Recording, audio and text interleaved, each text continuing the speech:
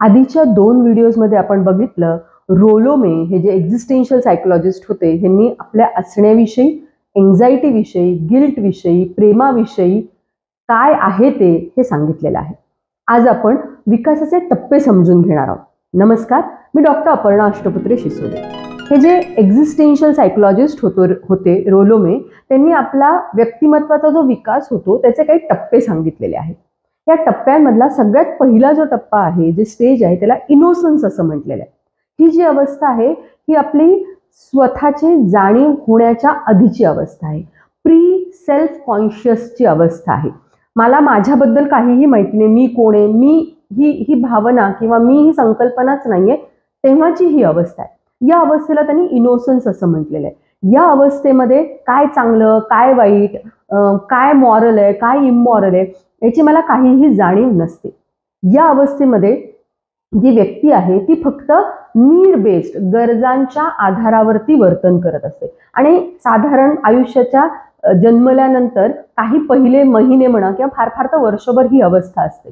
म्हणजे एखादा प्राणी आहे, त्याला भूक लागली म्हणून तो दुसऱ्या प्राण्याला मारतो. आपण असं म्हणत नाही की त्या प्राण्याने क्रूरपणा केलेला आहे, कारण त्याला भूक लागली होती आणि भूक भागवण्यासाठी त्यांनी ते केलंय. So that is innocence. अशीच अवस्था जेव्हा मूल जन्माला येतं त्यावेळेला असते. नीड बेस्ड त्याचं सगळं वर्तन असतं. चांगलं वाईट, मॉरल इमॉरल हे त्याच्यामध्ये काही नसतं. दुसरी जी अवस्था आहे ती आहे रिबेलियनची. ही रिबेलियन अवस्था नावाप्रमाणे आहे की तुम्ही हो म्हणलं तर मी नाही म्हणणार आहे. ही साधारण लहान म्हणजे मूल त्यापासून ते आपल्याला पौगंड अवस्थेपर्यंतचा हा काळ दिसतो. या काळामध्ये त्या मुलाला किंवा मुलीला असं वाटतं की मला पूर्ण स्वातंत्र्य पाहिजे. बघा, 3-4 वर्षाचा मुलाला जरी सांगितलं, आपण लेकराला एखाद्या सांगितलं की हा शर्ट नको, तू हा शर्ट घाल, तो म्हणतो नाही मला हाच घालायचा. हे नको हे करतो, म्हणतो नाही मला जे पाहिजे तेच पाहिजे. या काळामध्ये स्वातंत्र्य पाहिजे असतं. मी माझं हे मला आता कळायला लागलेलं असतं. आधीच्या अवस्थेत मी माझं मला काही माहिती नाही. इथे मी आणि माझं मला कळायला लागतं, त्यामुळे मला स्वातंत्र्य पाहिजे आहे. बरं, हे स्वातंत्र्य द्यायला हरकतच नाहीये काही, पण या स्वातंत्र्यासोबत येणारी जी जबाबदारी आहे, रिस्पॉन्सिबिलिटी आहे, ती मात्र त्यांना कळत नसते. त्यामुळे या स्वातंत्र्याचा उपयोग करत असताना, वापर करत असताना काही रिस्पॉन्सिबिलिटीज आहेत, काही गोष्टी लक्षात घेतल्या पाहिजेत, हे त्यांच्या लक्षातच येत नाही. पण त्यांना ते करायचं असतं. म्हणजे साधारण आपल्याला दिसतं की 8वी-9वीतल्या मुलांना गाडी चालवायची असते आणि बेभान गाडी चालवायची असते. जर 110ची स्पीड आहे तर त्या स्पीडने त्यांना चालवायची असते. त्यांच्याकडे ती जबाबदारीची जाणीवच नसते की मी जर इतकं फास्ट चालवत असेल तर ऍक्सिडेंट होऊ शकतो, ब्रेक नीट नाही लागला तर काय होऊ शकतो, ही जी जाणीव आहे, ही जबाबदारीची जाणीव त्यांच्यामध्ये नसते. थोडंसं मोठं होतं, प्रौढावस्थेत येतात, तो तिसरा टप्पा येतो आणि त्याला त्यांनी ऑर्डिनरी म्हटलेलं आहे. आता यामध्ये काय होतं की नॉर्मल इगो असतो. आधी स्वातंत्र्य हवं असतं, पण जबाबदारीची जाणीव नसते, रिस्पॉन्सिबिलिटीची जाणीव नसते. इथे मात्र जबाबदारीची आता जाणीव झालेली असते आणि जबाबदारीच महत्वाची आहे आणि तीच पूर्ण करायची आहे.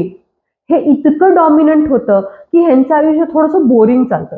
ही जबाबदारी आहे, हे केलं की हे करायचं आहे, समाजाने दिलेल्या जबाबदाऱ्या आहेत. म्हणजे आता मोठं झालोय, शिक्षण झालंय, आता नोकरी करायला पाहिजे, पैसा कमवायला पाहिजे, लग्न करायला पाहिजे, गाडी घ्यायला पाहिजे, घर घ्यायला पाहिजे, एका मागोमाग एक सगळ्या गोष्टी येतात.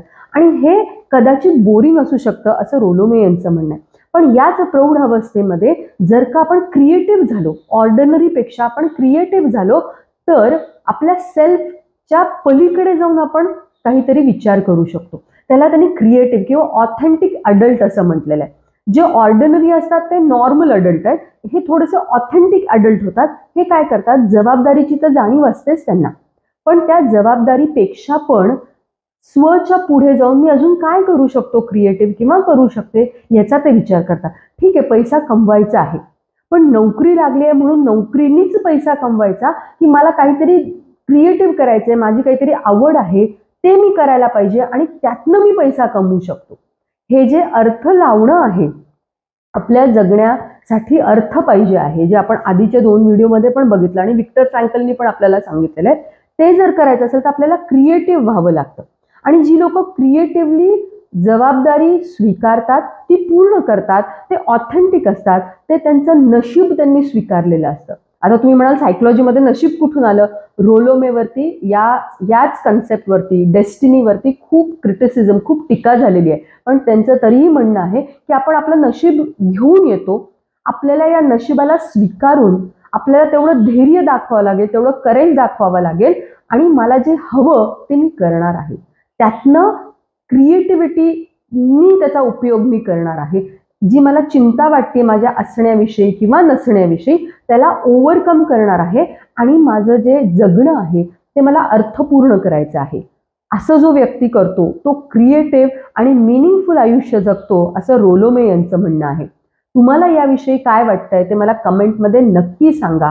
आणि पुढे आपण अजून एक सायकोलॉजिस्ट बघणार आहोत, त्यामुळे व्हिडिओ कंटिन्युअस बघत राहा. आणि हाही व्हिडिओ आपण शेवटपर्यंत बघितला त्याबद्दल खूप खूप धन्यवाद.